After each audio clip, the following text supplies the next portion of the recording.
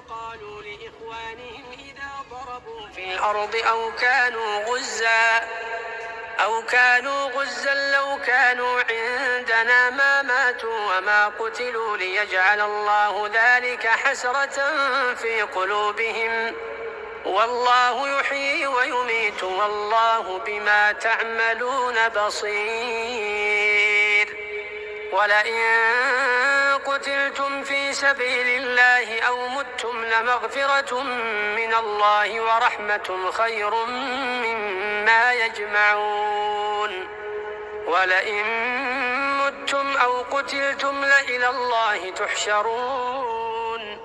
فبما رحمة من الله لنت لهم ولو كنت فظا غليظ القلب لانفضوا من حولك فاعف عنهم واستغفر لهم وشاورهم في الأمر فإذا عزمت فتوكل على الله إن الله يحب المتوكلين.